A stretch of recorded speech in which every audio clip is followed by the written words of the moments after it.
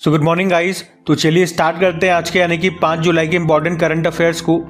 तो आज बहुत सारे इंपॉर्टेंट प्रश्न हमें देखने को मिलेंगे, जिसमें सबसे इंपॉर्टेंट प्रश्न ये रहा आपके सामने कि अभी हाल ही में भारतीय नौसेना की पहली महिला फाइटर पायलट कौन बनी है। तो आंसर हो जाएगा आस्था पूनिया।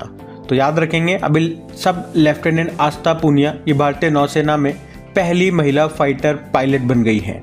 मतलब भारतीय नौसेना में इंडियन नेवी में लड़ाकू विमान को चलाने वाली ये पहली महिला होंगी, इसीलिए हमने कहा भारतीय नौसेना में पहली महिला फाइटर पायलट ये बन गई है।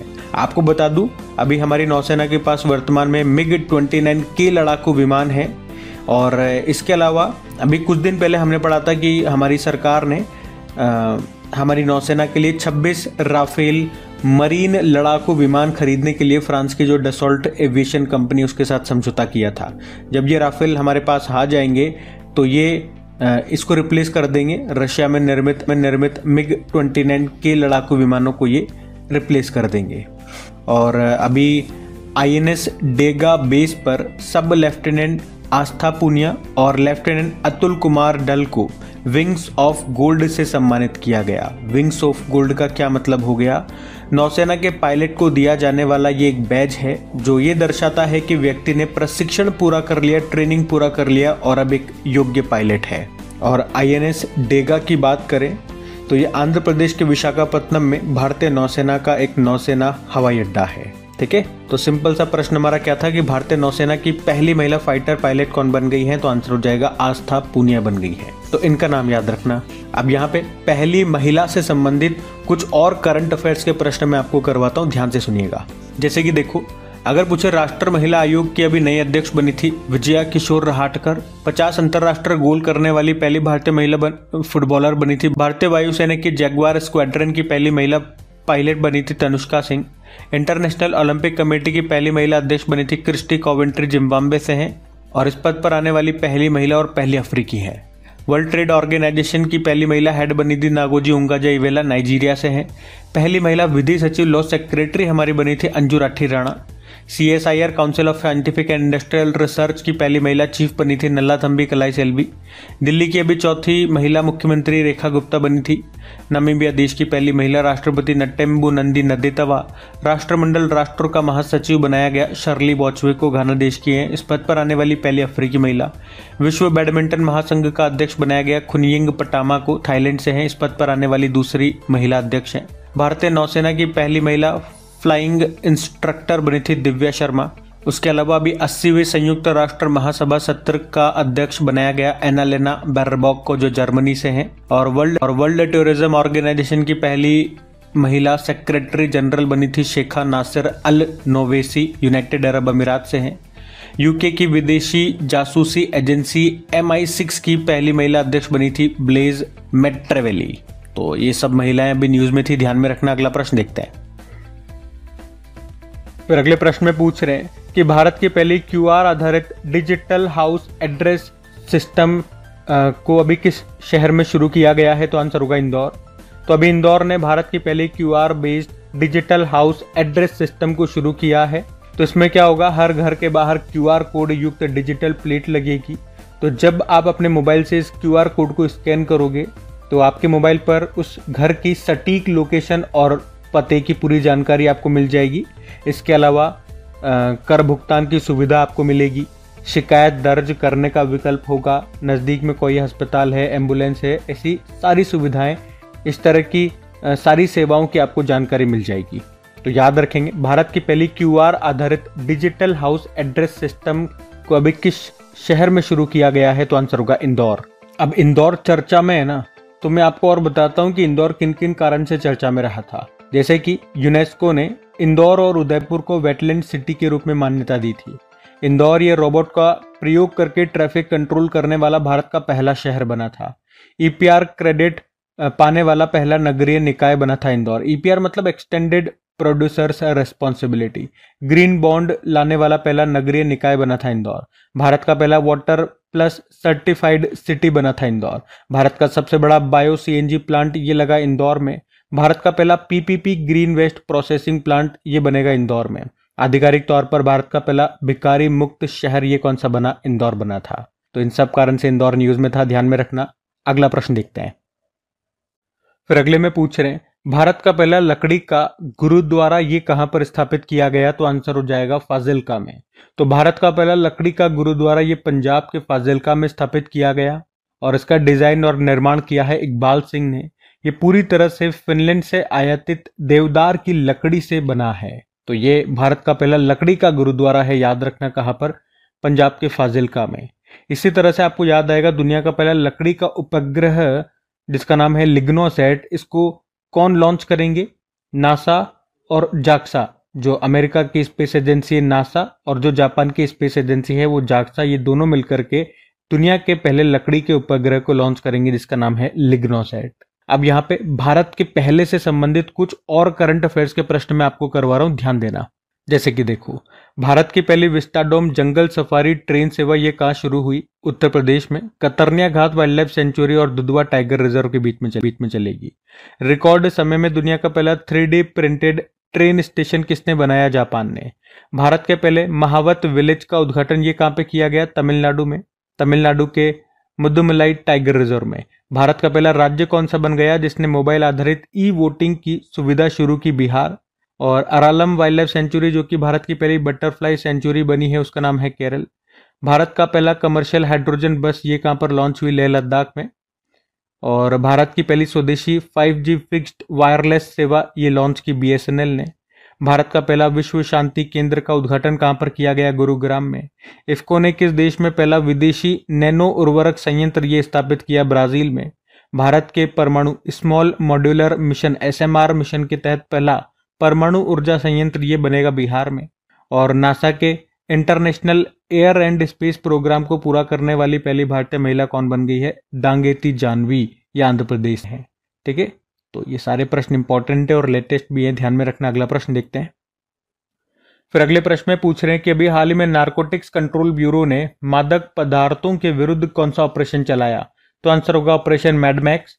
तो अभी नारकोटिक्स कंट्रोल ब्यूरो ने अंतरराष्ट्रीय एजेंसियों के सहयोग से ऑपरेशन मैडमैक्स शुरू किया था और इस ऑपरेशन के तहत 4 महाद्वीपों में चल रहे वैश्विक ड्रग तस्करी गिरोह को इन्होंने ध्वस्त कर दिया, उसे खत्म कर दिया। कौन कौन से 4 महाद्वीप, एशिया, यूरोप, नॉर्थ अमेरिका और ओशिनिया। तो नारकोटिक्स कंट्रोल ब्यूरो की बात करें, इसकी स्थापना होती है 1986 में। कौन सा मंत्रालय के अंतर्गत आता है, गृह मंत्रालय, और मुख्यालय नई दिल्ली में है। तो याद रखना, इन्होंने 4 महाद्वीपों में 10 से ज्यादा देशों में चल रहे वैश्विक ड्रग तस्करी गिरोह को समाप्त कर दिया। इसके लिए कौन सा ऑपरेशन चलाया था, ऑपरेशन मैडमैक्स। अब ऑपरेशन की बात है, कुछ ऑपरेशंस जो न्यूज में रहे थे वो मैं आपको रिवाइज कराता हूँ इस साल। ऑपरेशन इंद्रावती याद है, हैती से भारतीयों को निकालने के लिए चलाया था। ऑपरेशन कामधेनु, जम्मू कश्मीर पुलिस ने मवेशी तस्करी पर रोक लगाने के लिए चलाया। ऑपरेशन डेविल हंट, बांग्लादेश ने हिंसा से निपटने के लिए चलाया। ऑपरेशन ब्रह्मा, म्यांमार में भूकंप आया था तो पीड़ितों की मदद के लिए चलाया हमने। ऑपरेशन टिक्का, जम्मू कश्मीर के पहलगाम में आतंकी हमला हुआ था तो उसके बाद घुसपैठ को रोकने के लिए चलाया हमारी सेना ने। ऑपरेशन हॉक CBI ने चलाया था ऑनलाइन बाल यौन शोषण नेटवर्क को समाप्त करने के लिए। बाकी ऑपरेशन सिंदूर, पाकिस्तान और POK में 9 आतंकवादी ठिकानों को हमने खत्म कर दिया था। इसके तहत ऑपरेशन अभ्यास, सिविल डिफेंस मॉक ड्रिल, ये अभ्यास था जो बंगलुरु में हुआ। ऑपरेशन केल्लर की बात करें तो दक्षिण कश्मीर के शेपिया में केल्लर के घने जंगलों में आतंकवाद विरोधी अभियान है ये। ऑपरेशन संकल्प, सुरक्षा बलों ने छत्तीसगढ़ के बीजापुर जिले में 22 नक्सलियों को मार गिराया था। इसके तहत ऑपरेशन वेब स्पाइडर, यूक्रेन ने रूस पर गुप्त ड्रोन हमला किया था। Operation ghost SIM, Indian army और असम पुलिस ने मिलकर के चलाया था फर्जी सिमों के खिलाफ। और ऑपरेशन राइजिंग लायन, जब सबसे पहले इजराइल ने ईरान पे हमला किया था उसके परमाणु ठिकानों पे, तो ये चलाया था ऑपरेशन राइजिंग लायन। और फिर उसके बदले में ईरान ने जब इजराइल पे हमला किया था तो ऑपरेशन ट्रू प्रॉमिस 3 चलाया था। और ईरान से भारतीयों को निकालने के लिए हमने ऑपरेशन सिंधु चलाया था। फिर अमेरिका ने जो ईरान के परमाणु ठिकानों पे हमला किया था उसके लिए ऑपरेशन मिडनाइट हैमर चलाया था। फिर उसके बदले में ईरान ने अमेरिका के ऊपर, और वो भी कहाँ पे, कतर में अमेरिकी एयरबेस पर जो मिसाइल से हमला किया था उसके लिए ऑपरेशन बशायर अल फत को चलाया था। और ऑपरेशन चक्र 5 भी हमने बड़ा ने चलाया था। इसके तहत साइबर धोखाधड़ी में म्यूल बैंक खातों का भंडाफोड़ किया था। और ऑपरेशन डीप मैनिफेस्ट, इसका उद्देश्य है पाकिस्तान के द्वारा इलीगल लाए जा रहे सामानों को रोकना, ये हमने चलाया था। ठीक है, ये सभी ऑपरेशन सभी न्यूज में थे, ध्यान में रखना। अगला प्रश्न देखते हैं। फिर अगले में पूछ रहे हैं कि अभी हाल ही में शहरी स्थानीय निकायों का प्रथम राष्ट्रीय सम्मेलन ये कहां पर आयोजित किया गया, तो आंसर होगा मानेसर में। तो शहरी स्थानीय निकायों का प्रथम राष्ट्रीय सम्मेलन है, ये 3 और 4 जुलाई को अभी हुआ था। कहाँ पे? मानेसर, गुरुग्राम में।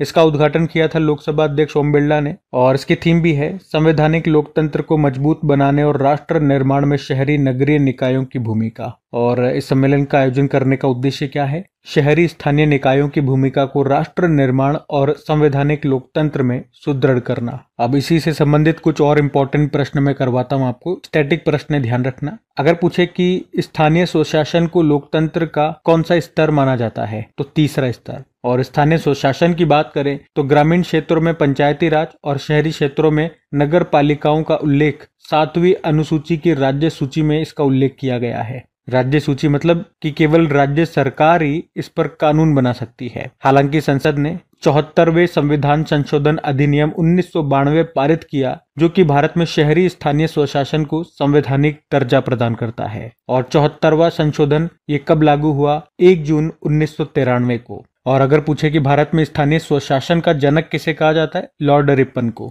तो ये भी कुछ पॉइंट्स है, इनको ध्यान में रखना। चलो यहाँ पे सम्मेलन से ही संबंधित कुछ करंट अफेयर्स के प्रश्न मैं आपको रिवाइज कराता हूँ। जैसे कि देखो, अगर पूछे ग्लेशियर के संरक्षण पर अंतरराष्ट्रीय सम्मेलन ये हुआ दुशानबे, ताजिकिस्तान में।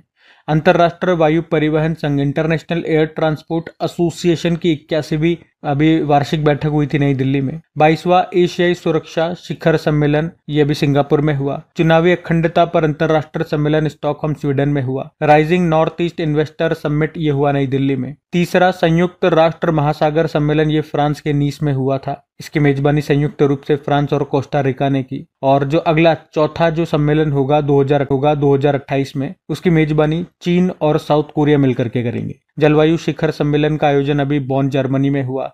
अंतरराष्ट्रीय धार्मिक स्वतंत्रता शिखर सम्मेलन ये हुआ अभी नैरोबी, केन्या में। और पहली बार ये सम्मेलन किसी अफ्रीकी देश में हुआ, तो इम्पोर्टेंट है। प्राक्कलन समितियों एस्टिमेट कमेटी का भी राष्ट्रीय सम्मेलन हुआ था मुंबई में।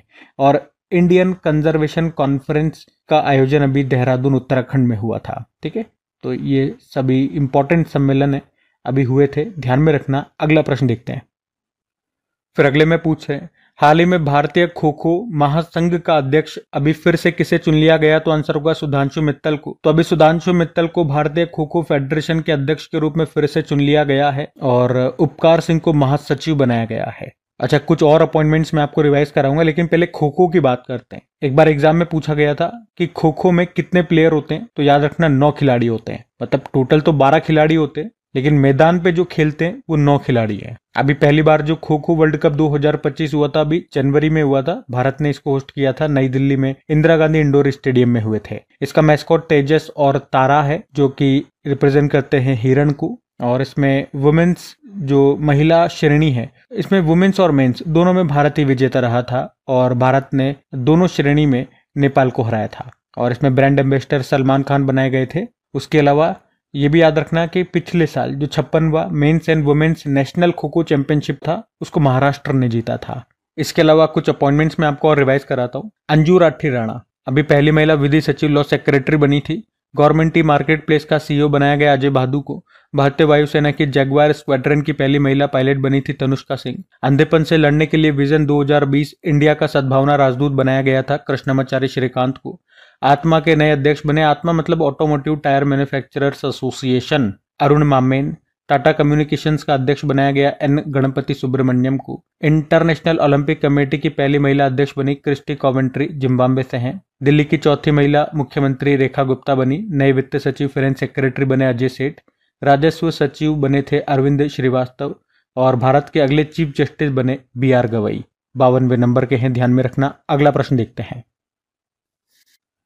फिर अगले में पूछ रहे हैं, अभी हाल ही में RBI का नया कार्यकारी निदेशक किसे नियुक्त किया गया? तो आंसर होगा केशवन रामचंद्रन को। तो सिंपल से याद रखना है, RBI ने अभी केशव रामचंद्रन को अपना नया एग्जीक्यूटिव डायरेक्टर, कार्यकारी निदेशक के रूप में नियुक्त किया है। बाकी RBI की बात करें तो RBI की स्थापना ये 1 अप्रैल 1935 को होती है, जिसका मुख्यालय मुंबई में है। यंग हिल्टन आयोग की सिफारिश पे। नेशनलाइजेशन, राष्ट्रीयकरण हुआ था 1 जनवरी 1949। वर्तमान में गवर्नर है संजय मल्होत्रा, 26वें नंबर के। पहले ब्रिटिश गवर्नर थे सर ऑसबॉर्न स्मिथ, पहले इंडियन गवर्नर हैं CD देशमुख। और RBI में जो 4 डेप्यूटी गवर्नर है उनके नाम यहाँ पे लिखे हुए हैं। इसमें एक महिला है, अभी नई बनी थी, पूनम गुप्ता। कुछ और प्रश्न मैं आपको आरबीआई से रिवाइज करवाऊं तो आरबीआई ने यूएलआई यूनिफाइड लैंडिंग इंटरफेस को लॉन्च किया। ग्लोबल फाइनेंस मैगजीन ने शक्तिकांत दास को, ये तो हटा देना यार। उसके अलावा सॉवरेन वेल्थ फंड इंस्टीट्यूट की सबसे अमीर केंद्रीय बैंकों की सूची आई थी, उसमें आरबीआई 12वें स्थान पर रहा था। टॉप पे अमेरिका का जो फेडरल रिजर्व बैंक है वो है। और आरबीआई की मौद्रिक नीति समिति ने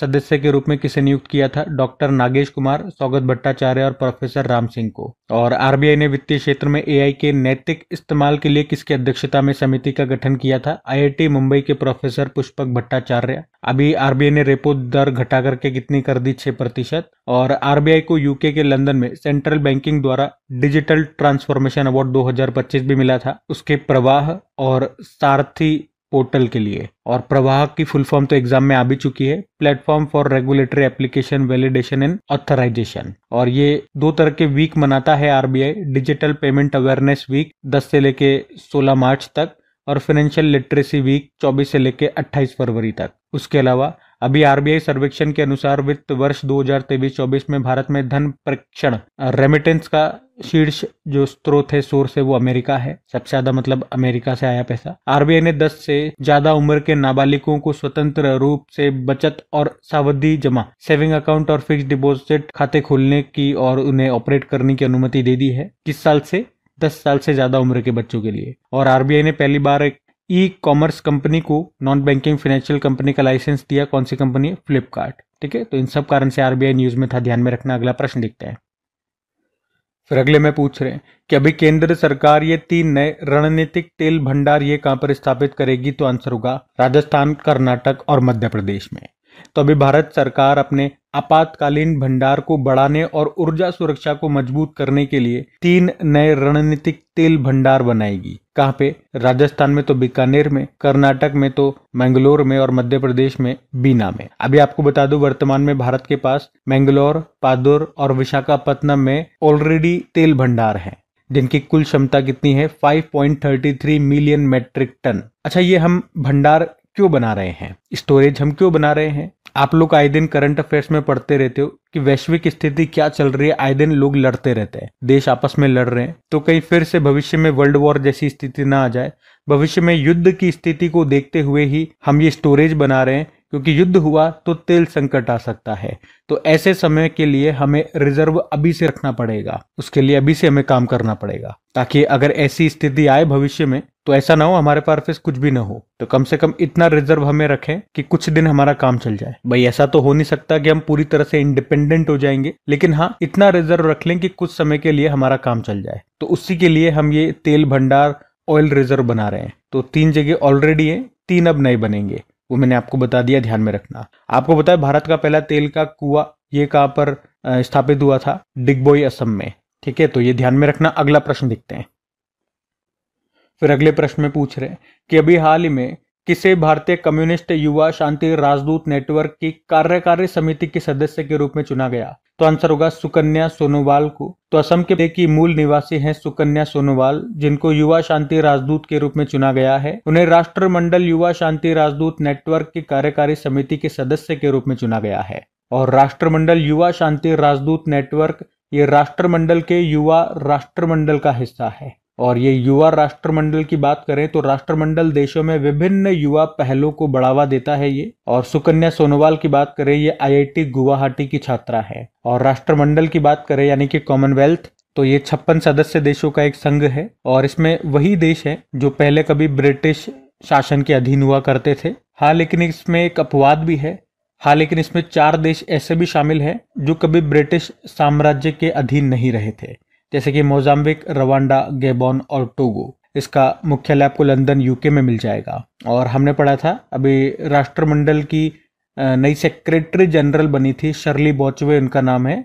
इस पद पर आने वाली वो पहली अफ्रीकी महिला बनी है। और राष्ट्रमंडल देशों के बीच में जो गेम्स होते हैं उसको कॉमनवेल्थ गेम्स कहा जाता है, जो हर 4 साल में होते हैं। जैसे कि लास्ट 2022 में हुआ था 22वां एडिशन बर्मिंघम इंग्लैंड में, और अब होगा 2026 में 23वां संस्करण ग्लासगो स्कॉटलैंड में होगा। और अभी हमने देखा था कॉमनवेल्थ गेम्स फेडरेशन का नाम बदल के कॉमनवेल्थ स्पोर्ट्स कर दिया गया था। ठीक है, तो ये सारे पॉइंट्स भी ध्यान में रखना। अगला प्रश्न देखते हैं। फिर अगले में पूछ रहे हैं अभी हाल ही में बिना बारूद का ब्लैकआउट बम ये किसने विकसित किया है? तो आंसर होगा चाइना ने। तो अभी चीन ने बिना बारूद का ब्लैकआउट बम बनाया है। ये बम दुश्मन देशों की बिजली आपूर्ति को पूरी तरह से ठप करने की क्षमता रखते हैं। ये एक तरह का ग्रेफाइट बॉम्ब है जो बिना किसी विस्फोट के दुश्मन के बिजली सिस्टम को निष्क्रिय कर सकता है। ये बम हाई वोल्टेज बिजली लाइनों, ट्रांसफार्मर्स और सब स्टेशनों को निशाना बनाते हैं और जब ये बम चलते हैं तो उसमें से बहुत सारे कार्बन फिलामेंट्स निकलते हैं, कार्बन के धागे निकलते हैं और वो हाई वोल्टेज लाइन पर गिर करके उसे शॉर्ट सर्किट कर देते हैं, जिससे पूरे क्षेत्र की बिजली आपूर्ति बंद हो जाती है। और एक बम ये 10,000 मीटर स्क्वायर एरिया यानी कि लगभग 2.5 एकड़ के क्षेत्र में बिजली आपूर्ति को पूरी तरह से ठप कर सकता है। इसकी जो रेंज है वो 290 किलोमीटर की होती है। मतलब जब इस बम को मैं लॉन्च करूंगा, किसी मिसाइल से दागूंगा तो 200 किलोमीटर की दूरी ये तय कर सकता है और वहां जाकर के जो भी सब स्टेशन होगा या जो भी हाई वोल्टेज लाइन होगी वहां उसको ये ठप कर देगा। आप कहोगे ये किस तरह का बम है, इससे क्या नुकसान होगा? आपको पता है आज के युद्ध में बिजली और संचार सिस्टम ये बहुत इंपॉर्टेंट है। अगर किसी देश की बिजली आपूर्ति ठप हो जाए तो उसका सैन्य संचालन, संचार और कमांड सिस्टम पूरी तरह से प्रभावित हो सकता है। तो इस बम का इस्तेमाल करके दुश्मन की सेना को बिना किसी विस्फोट के कमजोर किया जा सकता है। अब बात चाइना की है तो ये रहा मैप में चाइना। देखो चाइना की कैपिटल बीजिंग होती है, करेंसी है रेनमिनबी, प्रेसिडेंट है शी जिनपिंग। चाइना जो है ये कोल्ड सीप नाम से डीप सी स्पेस स्टेशन बनाएगा। कहाँ पे? दक्षिण चीन सागर में 2000 मीटर की गहराई पे। फिडे महिला विश्व चैंपियनशिप 2025 ये चाइना में हुआ, इसको जीता जू वेंजुन ने, चाइना की है। दुनिया का पहला थोरियम मोल्टन सॉल्ट परमाणु रिएक्टर ये चीन ने शुरू किया गोबी रेगिस्तान में। और दुनिया की पहली ह्यूमनॉइड रोबोट हाफ मैराथन ये कहां पर हुई? चाइना में। दुनिया का पहला वाणिज्यिक 10G ब्रॉड नेटवर्क किसने लॉन्च किया? चाइना ने। और चाइना ने गैर परमाणु हाइड्रोजन बम का परीक्षण किया। ग्लोबल विंड रिपोर्ट 2025 आई थी, उसमें चौथे स्थान पे भारत है तो टॉप पे चाइना है। और अभी 11वां महिला एशिया कप हॉकी टूर्नामेंट होगा हंगझोउ चाइना में, अभी सितंबर में होगा। और एशियन इंफ्रास्ट्रक्चर इन्वेस्टमेंट बैंक का नया अध्यक्ष ये बनाया गया या ये बनेंगे झोउ जियाई, ये चाइना से है। अच्छा आप लोग बताना एशियन इंफ्रास्ट्रक्चर इन्वेस्टमेंट बैंक का मुख्यालय कहां पर है? बाकी ये थी आज की हमारी करंट अफेयर्स की क्लास। कमेंट करके जरूर बताना सेशन आपको कैसा लगा, अच्छा लगा तो प्लीज वीडियो को सपोर्ट जरूर करना, अपने दोस्तों के साथ में स्टडी ग्रुप में शेयर कर देना। वीडियो को लाइक नहीं करा तो लाइक कर देना। और डेली इनकी प्रैक्टिस के लिए आपकी क्विज बना करके अपलोड करता हूँ कहाँ पे? अपनी क्रिक एग्जाम एप्लीकेशन पे। तो टेस्ट लगाया करो ताकि रिवीजन आपका बना रहे क्वेश्चंस का, एग्जाम टाइम पे इन सबको आप भूलो नहीं। बाकी पीडीएफ आपको डेली टेलीग्राम पे मिल जाती है, तो टेलीग्राम और एप्लीकेशन दोनों का लिंक डिस्क्रिप्शन बॉक्स में है। वैसे एप्लीकेशन को डायरेक्ट आप गूगल प्ले स्टोर से भी इंस्टॉल कर सकते हो। चलो हम कल के करंट अफेयर्स का क्विक रिवीजन कर लेते हैं और सेशन एंड करते हैं फिर। तो कल पहला प्रश्न आपसे पूछा था प्रधानमंत्री नरेंद्र मोदी को किस देश का सर्वोच्च नागरिक सम्मान ऑर्डर ऑफ द स्टार से सम्मानित किया गया? घाना। फिर पूछा अभी मैनेजमेंट इफेक्टिवनेस इवेल्युएशन इंडेक्स में कौन सा राज्य टॉप पर रहा? तो केरल। और WHO के द्वारा मलेरिया मुक्त प्रमाणित होने वाला अमेजन क्षेत्र का पहला देश बना है सूरीनाम। और जन सहयोग एवं बाल विकास संस्थान का नाम बदलकर किसके नाम पर रख दिया गया? सावित्रीबाई फुले। और जन सुरक्षा संतुष्टि अभियान किसने शुरू किया? गुजरात। राजभवन अन्न धन योजना ये कहां पर शुरू हुई? गोवा में। फिनटेक कंपनी है स्लाइस, इसने भारत की पहली UPI संचालित बैंक शाखा को अभी लॉन्च किया, कहां पे? बेंगलुरु में। और केंद्रीय कैबिनेट ने नई राष्ट्रीय खेल नीति 2025 को मंजूरी दी है, यह किस नीति की जगह लेगी? तो आंसर होगा नेशनल स्पोर्ट्स पॉलिसी 2001 की। और आखिरी प्रश्न था कि अभी जुलाई 2025 के लिए संयुक्त राष्ट्र सुरक्षा परिषद का अध्यक्ष बनाया गया है पाकिस्तान को। चलो